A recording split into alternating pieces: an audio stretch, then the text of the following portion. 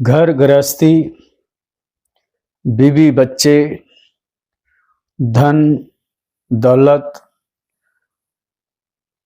इन चीजों की जो सच्चाई समझ लेता है कि ये मेरे साथ कुछ जाने वाला नहीं है, बल्कि इनको पाने के लिए, इनके संरक्षण के लिए, इनके संवर्धन के लिए मुझे अपने सीलों से समझौता करना पड़ेगा। और जो लाभ होगा वो मेरे दुख को कम नहीं करेगा। सुख तो दिखेगा, लेकिन वो सुख सही मायने में सुख नहीं होगा, वो दुखी होगा। सुख दिखने के लिए मात्र होगा, उस पर लेबल लगा होगा कि सुख है, लेकिन भीतर में जो पड़ा होगा वो दुख है।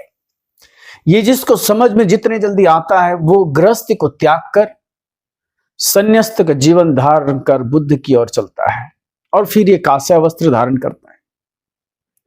इन कांस्य वस्त्र धारण करने की जो पीछे की जो भी समझ है वो साफ होनी चाहिए। बुद्ध कहते हैं, नादानी में आकर अगर तुमने चीवर को ओढ़ लिया अपने ऊपर तो तुम्हें फायदा नहीं होगा, बल्कि तुम विपरीत कार्य करोगे। आमतौर पर चीवर को अरहंतों का झंडा कहा है। यह अरहंतों का ही झंडा है।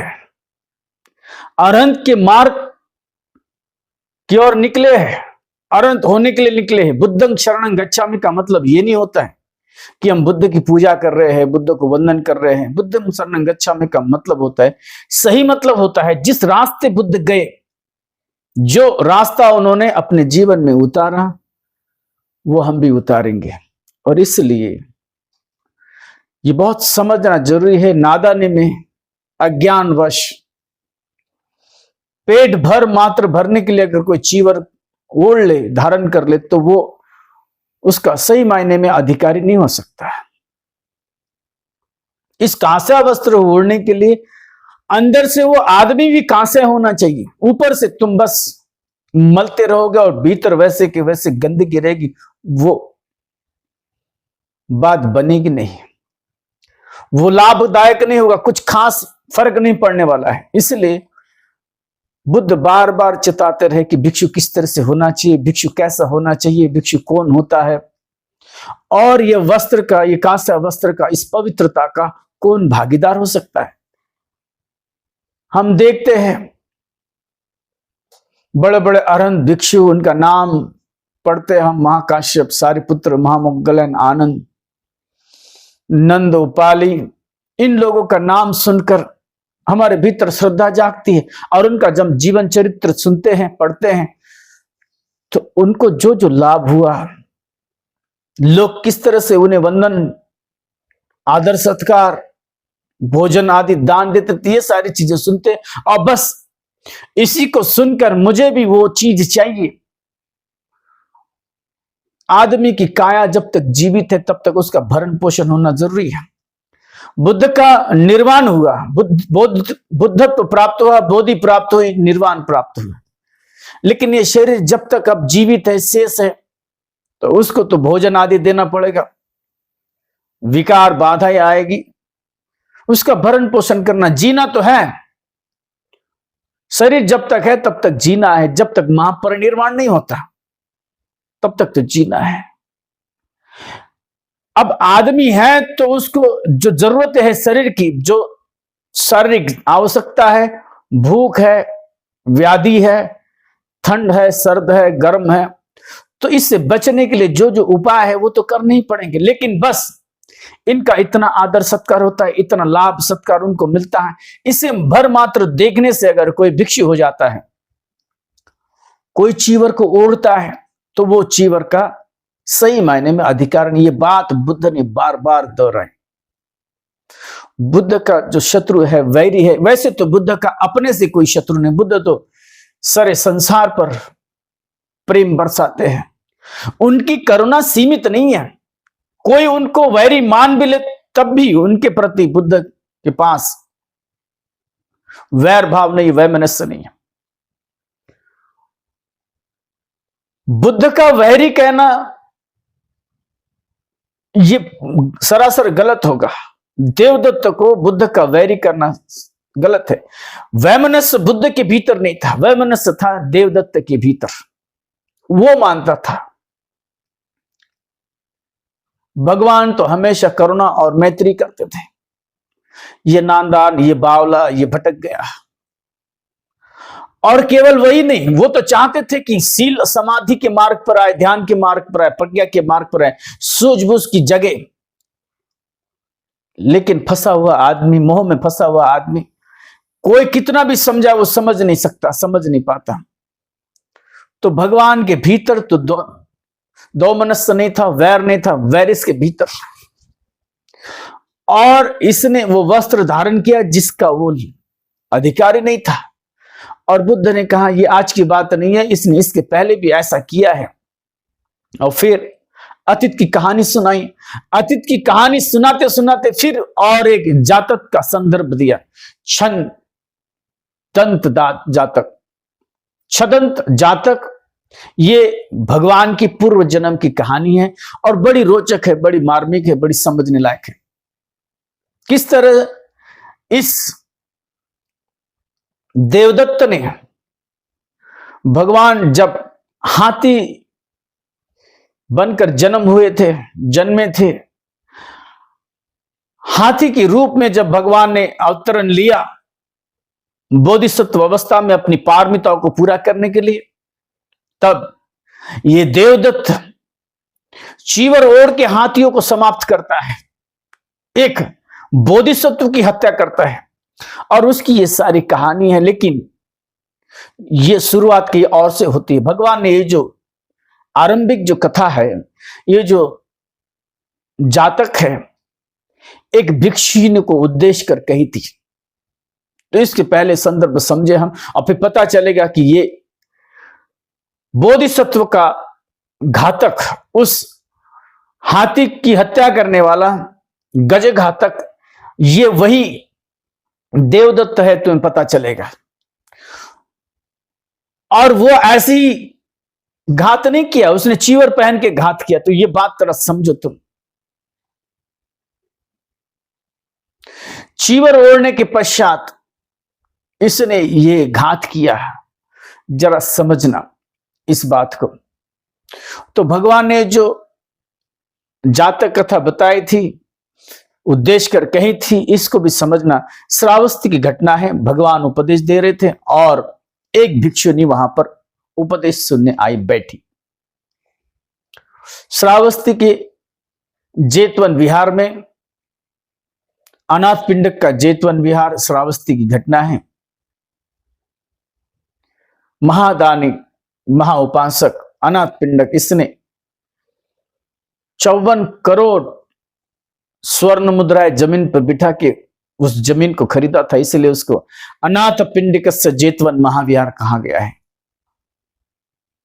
और उसमें हजारों की तादाद भिक्षु, लाखों की तादाद भिक्षु और करोड़ों की तादाद में उपासक बैठ सकते थे। इतना विशाल था, काफी बड़ा था।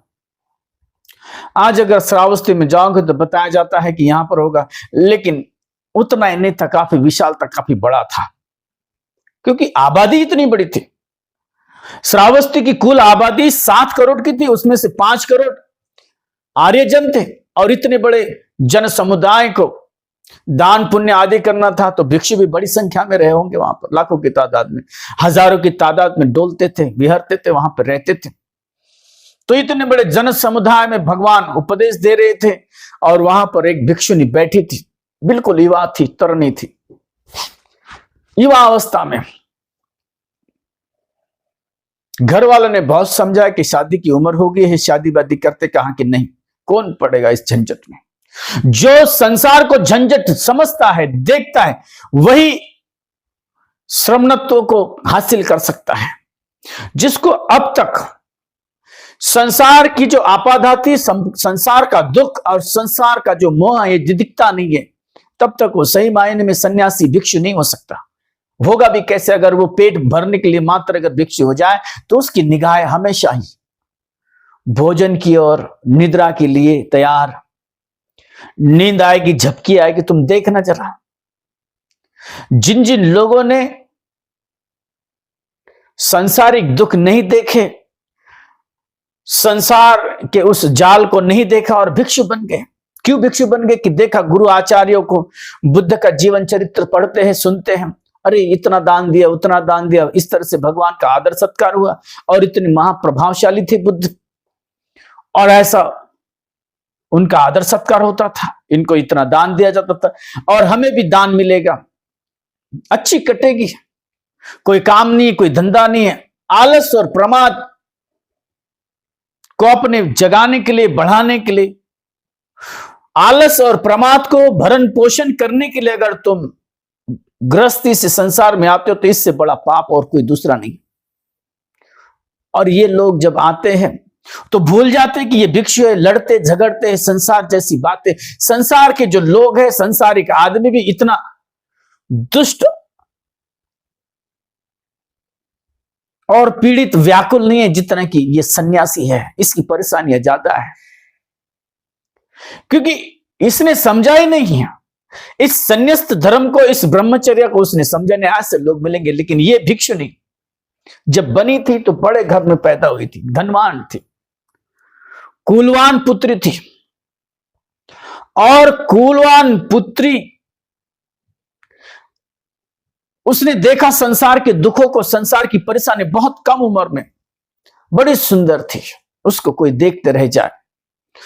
स्वर्ण वर्ण था उसका, बड़ी सुंदर थी, बड़ी आकर्षक थी, नाक नक्श से भी बड़ी अच्छी सुंदर थी वो। लेकिन उसने कहा कि नहीं, माता पिता ने बहुत समझाया, बहुत सारे रिश्ते आ रहे हैं, राजा तक हाथ मांगने आया था, बड़े बड़े धनी लोग आ रहे हैं। इसने कहा कि नहीं, मुझे इसमें कोई खास रस नहीं है, मैं शादी न कर पाऊंगी। कुछ लोग होते हैं अपने कर्मों से, वो जन्म मरण के उस संसरण से वो परेशान पीड़ित, वो जानते हैं और समझते हैं। और ये साधारण नहीं थी, इसको अभिज्ञा प्राप्त थी। सारी की सारी अभिज्ञा प्राप्त नहीं थी, लेकिन कुछ अभिज्ञा प्राप्त थी। 6 अभिज्ञा है, 6 अभिज्ञा है। उसमें से बुद्ध के लिए जो सबसे प्रिय और महत्वपूर्ण है वो 6वीं, सारे क्लेशों का दूर हो जाना, ये सबसे बड़ी अभिज्ञा है। मलयुक्त हो जाना, मल मुक्त हो जाना, मल से दूर हो जाना, मल से दूर होना, ये सबसे बड़ी अभिज्ञा है। क्षीणास्त्र हो जाना, ये सबसे बड़ा अभिज्ञा है। लेकिन उससे पहले जो कोई थोड़ा बहुत कष्ट करते हैं, परिश्रम लेते हैं, तो उनको भी कुछ असाधारण चीजें लाभ हो जाती है। जो आम आदमी सुन नहीं सकता, ऐसे शब्द सुन सकती है। जो आदमी देख नहीं सकता, ऐसा आदमी देख सकता है। तो ऐसी अनेक प्रकार की अभिज्ञा है, 6 प्रकार की अभिज्ञा। तो उसमें से एक प्रकार की अभिज्ञा उसको ज्ञात हो गई, उसके पूर्व जन्म के कर्मों के कारण उसे यह स्मरण आता था कि मैं पिछले जन्म में कौन थी। तो ऐसा उसका खास ज्ञान था, अभिज्ञा थी उसके पास। और उसने कहा कि मैं अब बार बार ये मरण जन्म, ये मरण, ये जन्म, इसके चक्कर से मुक्त होना चाहती है। और भगवान यहां पर है तो उनके सानिध्य में रहकर मैं कुछ ध्यान धर्म करना चाहती हूँ। तो उसने कहा मैं शादी बादी नहीं करूंगी। वो कुमारी ने, कुल कुमारी ने शादी से इनकार कर दिया और भिक्षुणी बनी। बड़ी सुंदर थी। और इतने सारे लोग भगवान बैठे हैं धर्मासन पर, इतने हजारों की तादाद में बड़ा भिक्षु संघ बैठा हुआ है और उनके समक्ष लाखों की तादाद में उपासकगण है। और वहां पे दव दीप्यमान भगवान की आभा इधर उधर छाई हुई है। इन सारे लोगों में भगवान अलग प्रतीत होते हैं वहां पर। उनके चेहरे पर जो आभा है वैसे किसी और के नहीं वहां पर। और वैसे ही बुद्ध 32 पुरुष महापुरुषों के लक्षणों को धारण किए हुए वह असाधारण और भगवान धर्म दे रहे हैं, तो उनका वो रूप सौंदर्य देखकर उसके मन में भी ये जागा, मैंने इसके पहले न मालूम कितने जन्म लिए होंगे, मुझे क्या कभी ऐसा अवसर नहीं मिला होगा कि मैं भगवान के सानिध्य में रहकर उनकी सेवा कर सकूं? मैंने क्या कभी भगवान की सेवा न की होगी? क्या मुझे भगवान के साथ रहने का उनके पुराने जन्म में, जब वो बुद्ध नहीं थे, बोधिसत्व की अवस्था में, किसी योनि में, पुराने किसी जन्म में क्या मुझे कोई योग नहीं आया होगा? और उसे तो वो विद्या प्राप्त थी, अभिज्ञा उसको प्राप्त होने के कारण उसने अपने पुराने जन्मों को देखा, उसके मन में सहज स्वभाव ये भाव जागा। उतने सारे लोगों में बुद्ध को ऐसे दवदिप्यमान तेजो में बुद्ध को देखकर इसके मन में ये भावना जगी, ये विचार जगा, और तब उसने देखा, अपने पुराने जन्मों को देखा तो जोर से हंसी। देखना जरा, अब इतने सारे लोगों में ये भिक्षुनी है। आमतौर पर भिक्षु और भिक्षुनियां कहीं जाएंगे तो उन्हें बड़े संभल कर जाना होता है, हंसते खिदड़ते, हाथ उठाते, डोलते, ऐसे नहीं जाना। ये उनके बड़े नियम होते हैं। भिक्षुनियों के लिए 311 नियम है, भिक्षु के लिए 227 नियम है। इन नियमों से ऐसा भिक्षु बंधा हुआ है कि बैठे, आए हुए, जाएं, खाना खाए, देखे किसी को, तो उसके लिए बड़ी सीमाएं हैं।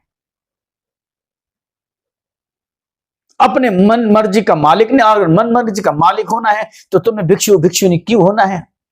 अरे तुम्हें कुछ हासिल करना है, तुम्हें मुक्त होना है, तुम्हें अपने शरीर वाणी पर संयम लेना है, इसलिए तो तुम भिक्षु बने। जब शरीर और वाणी पर, मन पर तुम्हारे संयम रहेगा, ध्यान लगेगा, शुद्ध होगे, प्रज्ञा जगेगी, सारे मल दूर हो जाएंगे, विमुक्त हो जाओगे। और इसीलिए जरूरी है कि तुम संयमित रहो। लेकिन ये रोक नहीं पाई। ऐसा नहीं था कि भिक्षुनी खराब थी, बड़ी शीलवान थी, ये बड़ी गुणवान थी, रूपवान थी, लेकिन क्या करे, पुराने कर्म ही ऐसे थे। वो जोर से खिलखिला के हंसी, पता चला उसको, और तुरंत उसने संभल लिया अपने आप को, उसने अपने आप पर संयम रखा, और फिर थोड़े समय के बाद फिर जोर से रोने लगी, और तब भगवान मुस्कुराए। यह सारा नजारा देखकर लोग परेशान हैं, भिक्षु संघ विशेष तौर पर परेशान है। क्यों? क्योंकि ये जो भिक्षुनी है, ये कुछ समय पहले हंस रही थी। इतना सारा संघ, इतना बड़ा संघ, और उसमें कोई भिक्षुनी हंसने का दुस्साहस करे। एक तो कोई उम्मत हो गया हो, पागल हो गया हो, स्मृति जिसकी भंग हो गई, ऐसे उसको होश नहीं, अब कहां बैठी हुई है। यह बिल्कुल जायज नहीं आचरण, यह बिल्कुल स्वीकार्य नहीं है। और हंसी, और तुरंत रुकी वो, ठिठकी। फिर कुछ सालों के बाद, कुछ थोड़े समय के बाद फिर रोने लगी, रोई वो, और तब भगवान उसको देखकर मुस्कुराए। यह अजब संवाद हो रहा था, क्योंकि ये दोनों को ही बातें मालूम थी, क्या हो रहा है, क्या चल रहा है, इसके मन में क्या भाव था, भगवान जान रहे थे। ये क्या कर रही है, भगवान जान रहे थे। लेकिन और साधारण लोग ये देख नहीं पाते थे, ये असाधारण घटना को। भगवान का किसी को देखकर हंसना, भगवान किसी को देखकर हंसे, ये कभी पहले हुआ नहीं। और होता भी तब जब वो मुस्कुराते तो उसके पीछे बड़ा कारण होता। तो जो भिक्षु साथ में बैठे थे, उन्हें पता था भगवान ऐसे किसी को देखकर मुस्कुराते नहीं, किसी को संकेत करते नहीं। बुद्ध से किसी का क्या सरोकार, कौन क्या कर रहा है, कैसे कर रहा है, बुद्ध से क्या, बुद्ध उससे कुछ वास्ता नहीं रखते, बुद्ध कोई लेना देना नहीं है। लेकिन कुछ कारण हो तो बुद्ध इशारा जरूर करते हैं। तो ऐसी घटना हुई। ये जो भिक्षुनी है रोई, जोर से रोई और जोर से हंसी, और बुद्ध मुस्कुराए। क्या हुआ था? हुआ यूं था, जब इसके मन में यह भाव जागा कि मैं कभी तो भी किसी तो भी जन्म में भगवान के सानिध्य में रही होंगी, मुझे उनका सेवा करने का मौका मिला होगा। तो ये देखना चाहते थे, उसने अपने पूर्व जन्म को देखा, क्योंकि वो दृष्टि थी उसके पास, अभिज्ञा थी उसके पास, पुराने जन्म में वो क्या थी। तो उसने देखा, कभी वो छदंत हाथी की वो रानी रही है, छोटी रानी रही है, चूड़भद्रा नामक। तो जैसे ही उसने देखा, उसका मन आनंद से भर गया, अहोभाव से भर गया। अरे बाप, मैं तो कोई साधारण नहीं हूं, तो मुझे भी भगवान का संसर्ग हुआ है, मैं भी उनकी सेवा में रत थी, कभी मुझे भी उनके साथ रहने का मौका मिला है, और साधारण जन नहीं, रानी बनकर। तो ये जोर से खिलखिलाकर हंसी, और जब उसने अपने आप को देखा कि मैं कहां बैठी हूं, कहां पर हूं, तो उसने रोक लिया। यह हंसी का कारण था। फिर उसके मन में यूं आया, रानी होना कोई बड़ी बात नहीं, लेकिन मैं क्या कल्याण मैत्रीन थी, क्या मैंने हित के लिए कार्य किया उनके, या कोई अहित के लिए किया। बड़ा अच्छा संदेह उसके मन में जागा। फिर उसने अपने जन्म को देखा, अच्छे से देखा। पति पत्नी का यद्यपि संबंध हो और उसमें वो अगर भाव नहीं है, तो तुम्हारे उन संबंधों को कोई कीमत नहीं रहती, 2 कौड़ी के तुम्हारे संबंध हो जाते हैं। तुम मां कहते हो, और तुम अगर मां का घात करते हो, तो तुम्हारी मां और बच्चे का जो संबंध है वो कोई कीमत नहीं रखता, वो कोई मायने नहीं रखता। खास करके पति और पत्नी का संबंध, तुम साथ में रहते हो लेकिन एक दूसरे का अहित अगर करते हो, तो इससे बुरी और कोई बात नहीं है। तुम साथ रह रहे हो, साथ खाते हो, साथ बैठते हो, उठते हो, डोलते हो, लेकिन एक दूसरे के भीतर एक दूसरे के प्रति घृणा का भाव है। आए दिन तुम ऐसी घटनाएं सुनते हो, किसी ने अपने पति को टुकड़ों टुकड़ों में बांटकर डब्बे में भर दिया, नीले डब्बे में भर दिया। किसी ने तेल आदि छिड़क के जला दिया, किसी ने बोरे में डाल दिया। इतनी घृणा पति के प्रति, मौका मिल गया और हत्या कर दी। पति भी कुछ कम नहीं है, पति ने भी अपनी पत्नी की नाना प्रकार की विधियां अपनाकर अपनी पत्नी की हत्या की। ऐसी घटनाएं आए दिन तुम्हें सुनने मिलती है। तो इसके मन में यह भाव जागा, क्या मैं तो साथ में थी, मैं द्वितीय पटरानी उनकी बनी तो थी, लेकिन क्या मैं सचमुच उनकी सेवा कर सकी हूं, या उनको दुख देती रही हूं। तो यह भी देखना चाहा, और तब पता चला कभी इसने बोधिसत्व अवस्था में बुद्ध अवतरित थे, महागजराज छदंत, इतने प्रभावशाली, इतने सुंदर सफेद हाथी, उसकी पटरानी बनकर रही है। ये तो जन्म तो लेती है, लेकिन बाद में उसका वो नाश करती है, नष्ट करती है, हत्या करती है, हत्या करवाती है।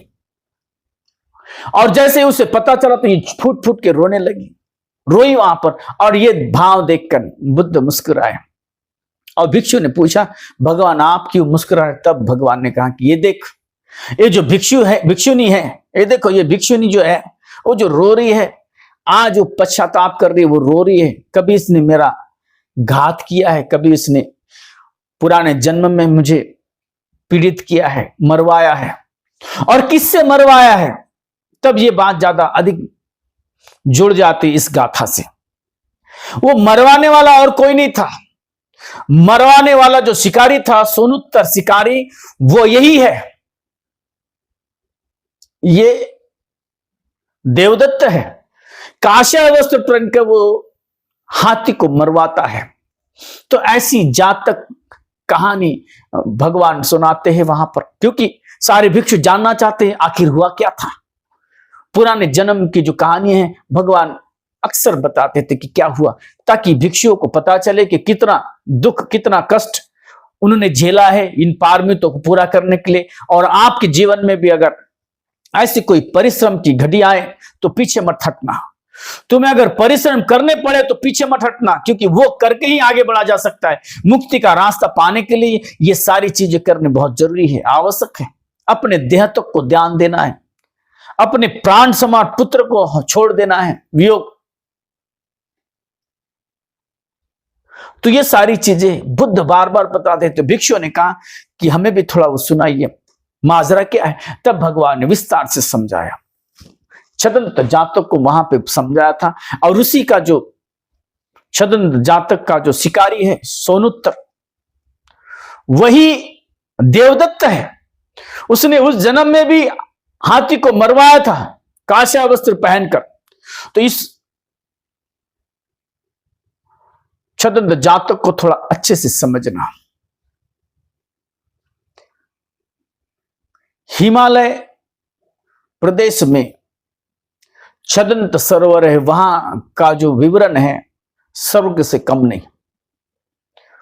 स्वच्छ निर्मल पानी, उसके अगल बगल में नानाविध प्रकार के फलों के वृक्ष, नानाविध प्रकार के पुष्प वृक्ष और जंगली ऊंचे ऊंचे बड़े बड़े पेड़ और पौधों से यह घिरा हुआ प्रदेश।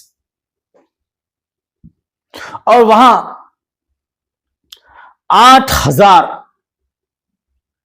हाथी, और उस हाथी का एक प्रमुख महागजराज, नाम था उसका छदंत। छदंत सरोवर में छदंत महागजराज वहां पर विहरते थे, रहते थे। और बोधिसत्व की अवस्था में, बोधिसत्व का वो रूप था, बोधिसत्व का अवतार था, बोधिसत्व का वो जीवन धारण किए थे वो पुण्य पारमिताओं को पूरा करने के लिए। और फिर उनकी 2 प्रमुख रानियां थी। वो गजराज की 2 रानियां थी, महासुभद्रा और चूल सुभद्रा। महा का मतलब होता है बड़ी और चूल का मतलब होता है छोटा, छोटी। महा बड़ी और छोटी। और उस हाथी का भी बड़ा अच्छा वर्णन है। उसके मस्तिष्क पर 120 कीमती रत्न जड़े हुए थे। मस्तिष्क, मुंह और पैर लाल थे और पूरा हाथी सफेद था। वो सफेद हाथी, इतना सुंदर हाथी कोई कल्पना भी नहीं कर सकता। किसी ने सुना नहीं, किसी ने देखा नहीं, ऐसा इतना सुंदर हाथी था छदंत हाथी। और ये सब अच्छे से रहते थे वहां, जिस जंगल में ये रहते थे, जिस प्रदेश में रहते थे, हिमवंत प्रदेश के छदंत सरोवर के उस इलाके में जो घिरा हुआ था पर्वत और पहाड़ियों से, झरने और नदियों से। इस अत्यंत सुंदर मनोरम स्वर्ग समान इस जंगल में पच्चिक बुद्ध रहते थे। 500 पच्चिक बुद्ध रहते थे वहां, ध्यान साधना करते थे। पच्चिक बुद्ध वो बुद्ध है जो अपने से बुद्ध बने। जैसे सम्यक संबुद्ध अपने से बनते हैं, उनको कोई समझाता नहीं, कोई उनको धर्म देता नहीं। वो पच्चिक बुद्ध भी वैसे ही होते हैं। वो ध्यान करते, सत्य को जानते, ये प्रकृति के सत्य को जानते और वो मुक्त हो जाते। जो भी बुद्ध के उपदेशों से मुक्त नहीं हुआ, ऐसे समय में उत्पन्न हुआ, ऐसे समय में बुद्ध हुआ जब बुद्ध का शासन नहीं, विद्यमान शासन बुद्ध का न हो, कोई बुद्ध का शासन। बुद्ध का शासन होता क्या है? बुद्ध जब बोधि को प्राप्त करते हैं और उपदेश देने लगते हैं तो उसको कहते हैं, उस समय से बुद्ध के होने के पश्चात उन्होंने उपदेश देना जब से आरंभ किया, तब से उनका नाम, उनकी देशना, उनके विचार, वो मुक्ति का मार्ग जब खत्म हो जाता है, उनका नाम तक मिट जाता है, मूर्ति तक मिट जाती है, उनकी किताबें, धर्म की जो वाणी वह सारी नष्ट हो जाती है, उसको कहते हैं बुद्ध का शासन, बुद्ध काल। अब ये 2 बुद्ध काल, एक बुद्ध जाने के पश्चात दूसरे बुद्ध काल आरंभ होने के जो बीच का जो समय होता है, उस समय में कोई धर्म की वाणी जीवित रहती नहीं, कोई बुद्ध जीवित रहते नहीं, कोई बुद्ध के शिष्य जीवित रहते नहीं है। तो ऐसे समय में जो पैदा होकर, उत्पन्न होकर जो बुद्ध हो जाते हैं, स्वयं ज्ञान को प्राप्त करते, निर्वाण के मार्ग का वो पता चलाते हैं, निर्वाण मार्ग को खोजते हैं और वो मुक्त हो जाते हैं अपने से। उनको कोई बताता नहीं, लेकिन वो किसी को बता नहीं सकते, वो बताते ही नहीं है। खुद बुद्धत्व प्राप्त करके वो विदा हो जाते हैं, उनका महापरिनिर्वाण हो जाता है, वो दूसरों को बता नहीं सकते। तो ऐसे अनेक हो सकते एक समय में, लेकिन सम्यक संबुद्ध के साथ पच्चिक बुद्ध नहीं आते। जब पूरी तरह से बुद्ध का वो शासन समाप्त हो जाता है और अपने से जो बुद्ध होता है उसे कहते हैं पच्चिक बुद्ध। सम्यक संबुद्ध वो है जो अपने बलबूते पर, अपने परिश्रम से, अपने कष्ट से, अपनी पारमिताओं से वो बुद्ध हो जाए और वो लोक कल्याण के लिए, देव और मनुष्य के कल्याण के लिए इस धर्म की देशना देते घूमे फिरे और उनको हजारों को वो बुद्ध बनाए। जैसे वो जागृत हुए, जैसे उनका प्रकाश विद्यमान हुआ, जैसे उनको होश आया, वो होश बांटते फिरते, वो अपना प्रकाश बिखरते फिरते। जैसे उनकी ज्योति जल पड़ी, वो ज्योति लेकर वो अनेकों की ज्योति जलाते हैं, वो सम्यक संबुद्ध है। तो फिर उनके साथ में हजारों की तादाद में और बुद्ध हो जाते हैं, उनके शिष्य मानने वाले उनको सुनकर हजारों की तादाद में, लाखों की तादाद में बुद्ध बन जाते, तो वो फिर अरहंत कहलाते हैं, शिनास्त्र अरहंत कहलाते हैं। बुद्ध की उपदेशों को सुनकर, धर्म को जानकर, धर्म की वाणी सुनकर वो जो बुद्ध होते हैं वो अरहंत है। तो समझना, सम्यक संबुद्ध, पच्चिक बुद्ध और अरहंत ये तीनों मुक्त है, लेकिन इनकी अवस्थाएं अलग है। एक समय में दो सम्यक संबुद्ध नहीं रहते, लेकिन एक समय में हजारों पच्चिक बुद्ध हो सकते, एक समय में हजारों अरहंत हो सकते। अरहंत तभी होते हैं जब बुद्ध काल है। बुद्ध काल में जो आदमी बुद्ध की वाणी सुनकर, सम्यक बुद्ध की वाणी सुनकर मुक्त होते, उनको अरहंत कहते। तो ये पच्चिक बुद्ध, 500 पच्चिक बुद्ध वहां रहते थे। उन 500 पच्चिक बुद्ध को ये आदर सत्कार देते, दान करते। तो ये इनका नित्य क्रम था। और कंचन गुफा, वहां पर एक विशाल गुफा थी, वहां पर ये 8000 और खास करके राजा, हाथियों का राजा महागजराज छदंत रहते थे, वास करते थे अपनी 2 रानियों को लेकर, सुभद्रा और चूलभद्रा, महासुभद्रा और चूलभद्रा, छोटी भद्रा, सुभद्रा और बड़ी सुभद्रा। और वो जाते, वन विहार करते, अपना भोजन पाते, उस सरोवर में जाके नहाते धोते, पानी पीते और सबके साथ रहते। अच्छा चल रहा था। तो ये घटना घटी।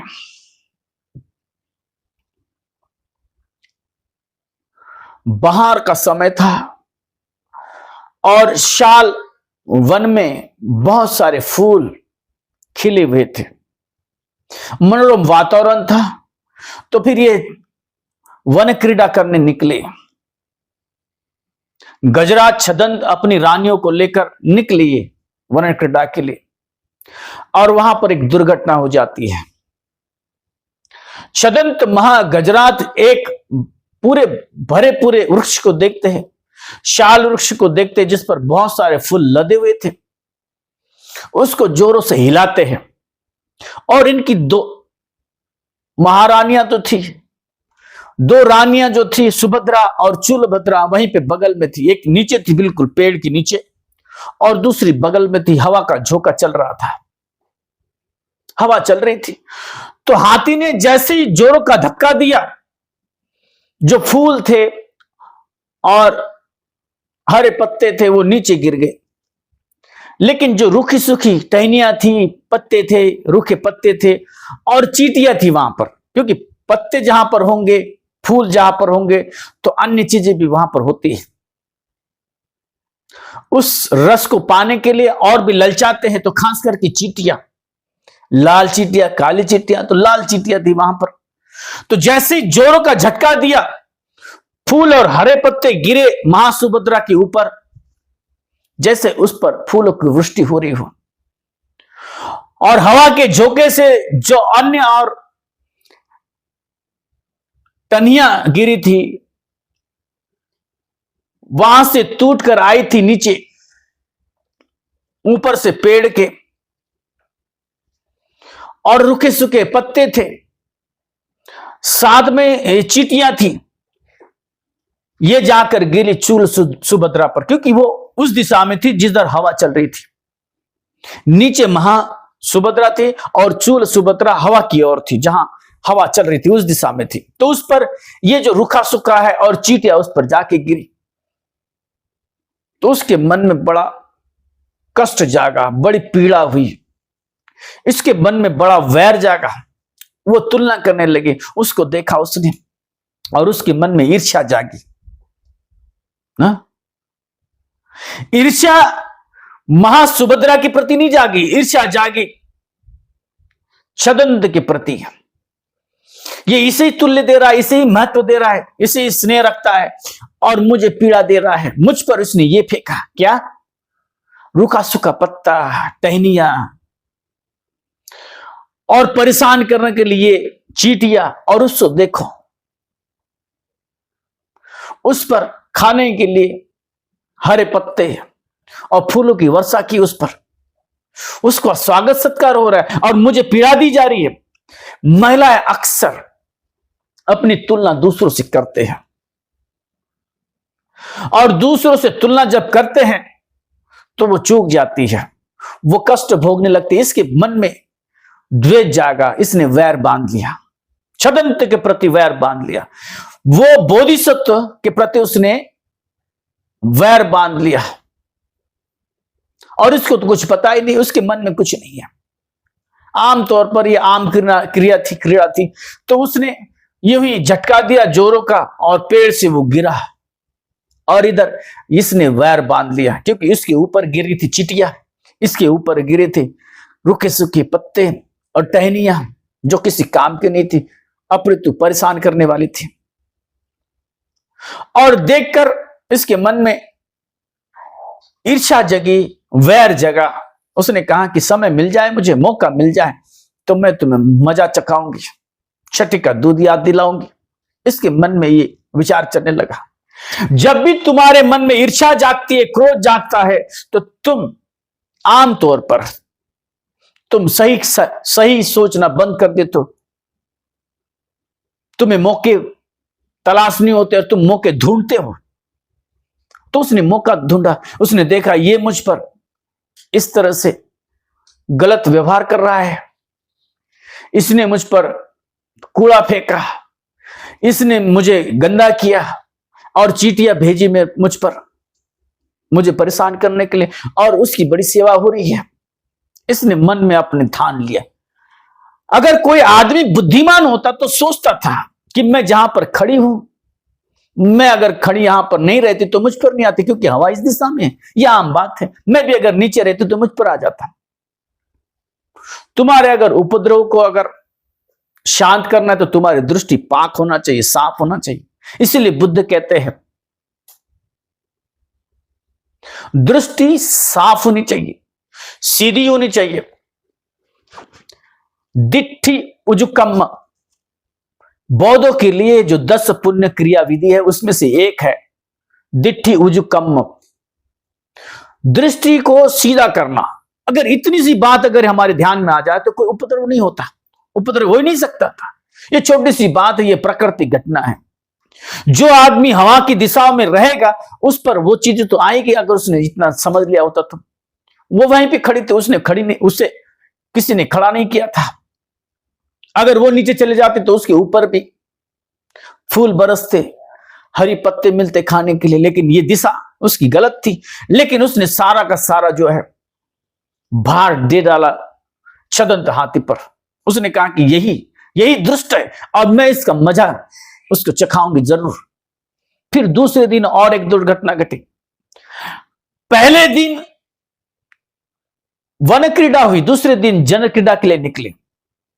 छदंत सरोवर की ओर निकले, वो उस तालाब की ओर जो बड़ा सुंदर था, पानी शीतल था, मनोरम था, इर्द गिर्द फूल थे और बड़ा ही आकर्षक मनमोहक था। वहां पर गए नहाने के लिए।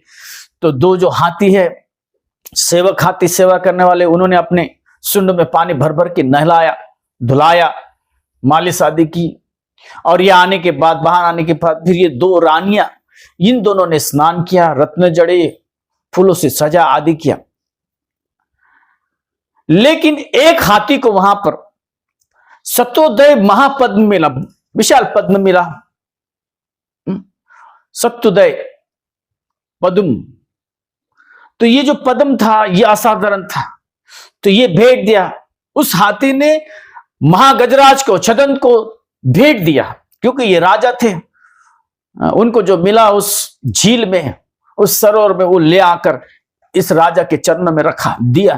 तो ये उठाकर उसने फिर छोटी को न देकर बड़ी को दिया, महासुभद्रा को दिया। तो पहले से तो आग, पिछले दिन तो आग लगी हुई थी, फिर यहां पर इस तरह से महासुभद्रा को देने के बाद इसकी जो आग है, वैर की आग, और भड़क गई। इसकी जो ईर्ष्या है ये रुकने का नाम न ली। इसकी ईर्ष्या और बढ़ गई, इसकी ईर्ष्या और कठोर हो गई। इसके भीतर का जो वैमनस्य है, जो वैर है, ये दृढ़ हो गया। आदमी अपने दुखों से कम दुखी है। आदमी जब दूसरों का सुख देखता है तो ज्यादा दुखी हो जाता है। तुम ध्यान देना, और यही मूर्खों का लक्षण है, ये बुद्धिमानों का लक्षण नहीं है। तुम्हें किससे क्या सरोकार? अगर तुम सुखी हो तो तुम दूसरों की चिंता करना बंद कर दो। दुख तुम्हें अपने दुखों से होना चाहिए, लेकिन तुम अपने दुखों से दुखी नहीं हो, तुम दूसरों के सुखों से दुखी हो। दूसरों का अगर अच्छा हो रहा है तुम उसको देख नहीं सकते। तुम चाहते हो कि दूसरों का सुख कम हो जाए, वो दुखी रहे। दूसरों को दुखी देखकर तुम्हारे मन में बड़े लड्डू फूटते हैं, तुम्हें बड़े अच्छे लगते हैं दूसरे के दुख। तुम दूसरों की बुराई इसलिए करते हो कि तुम पुष्ट होते हो, तुम अपनी अच्छाई करते हो उसमें।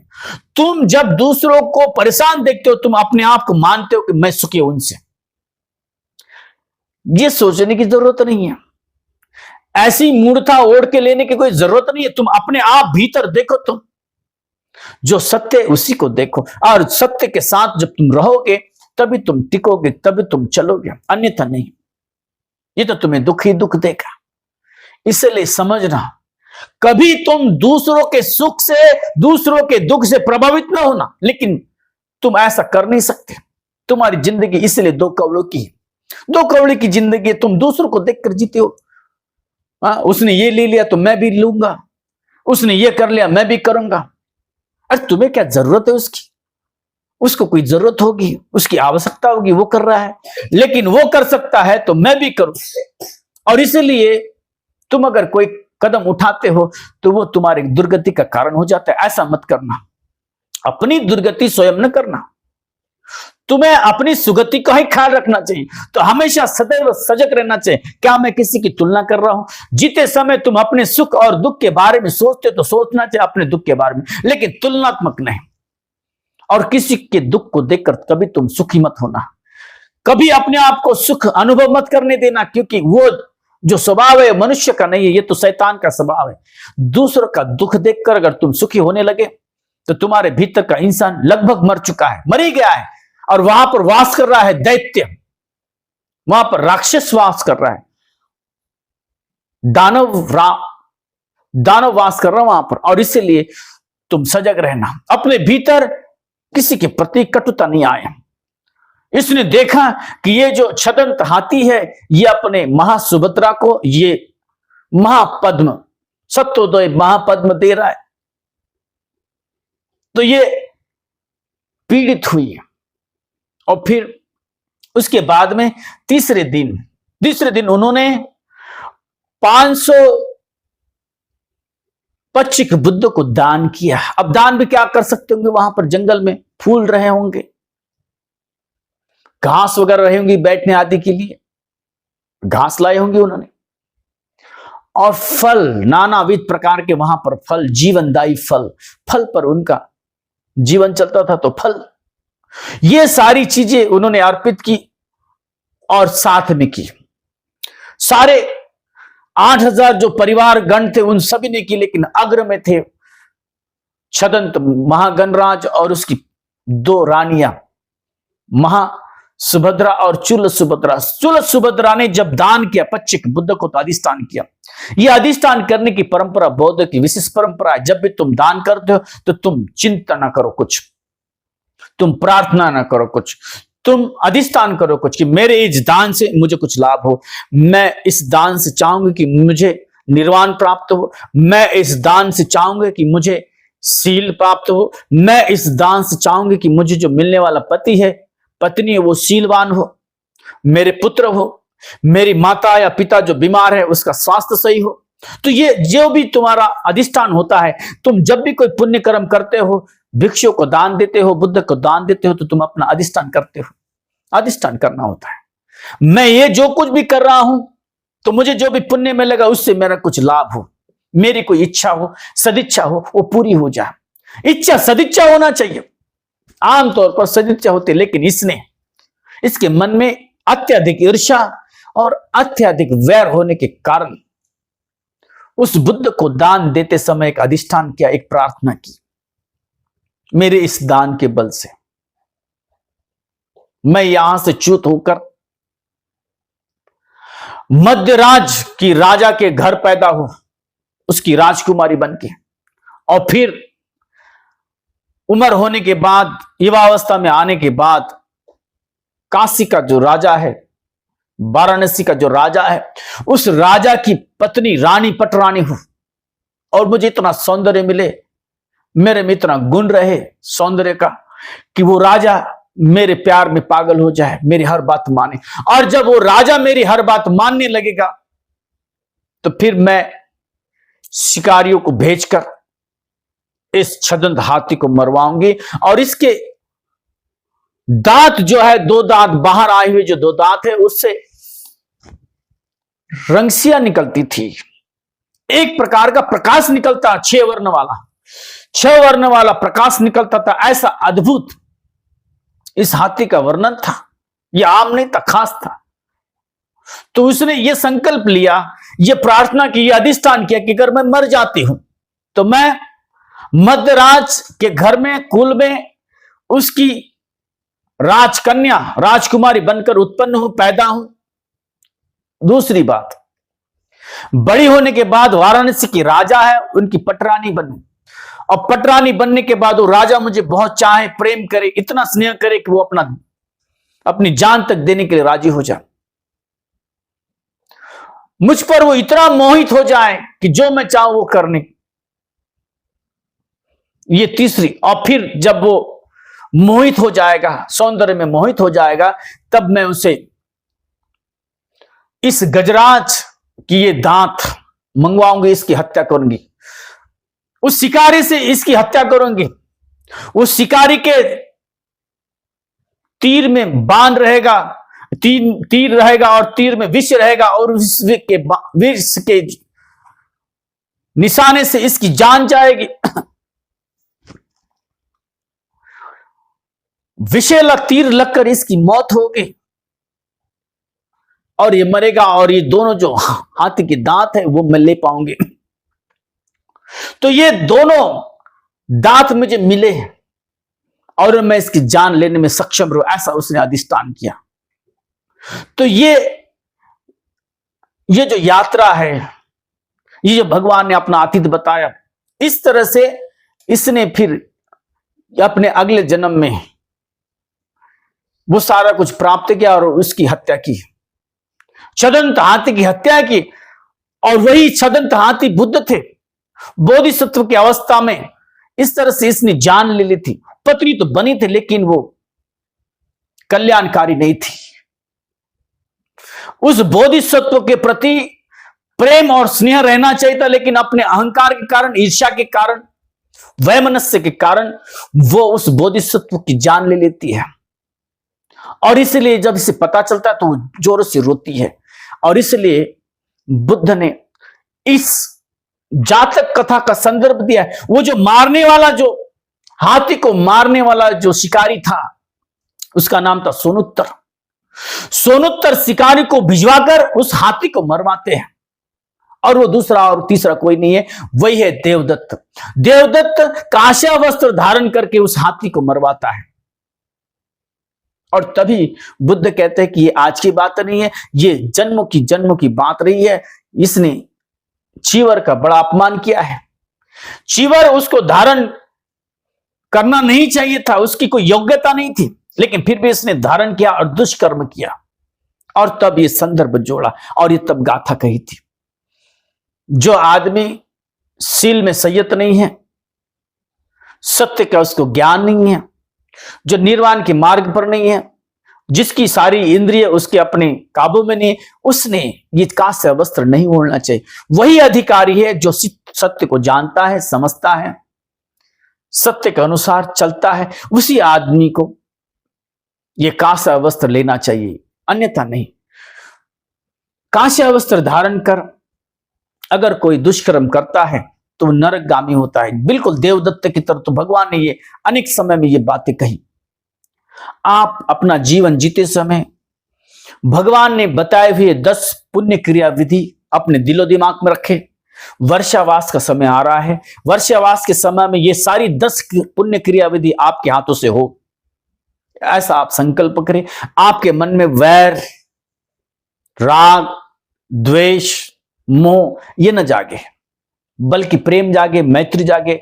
आप अपना भला करें और औरों का भला करें, मैत्री साधना करें, मैत्री की साधना करें, दूसरों का ख्याल करें, दूसरे के प्रति मित्रता जगाएं।